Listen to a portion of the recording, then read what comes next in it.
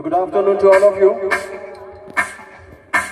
जैसा कि आप सभी जानते हैं कि इट्स द फर्स्ट टाइम कि हमारे छत्तीसगढ़ में it's sound and DJ expo होने जा रहा है दुर्ग, पावर्ड बाय समृद्धि ऑडियो।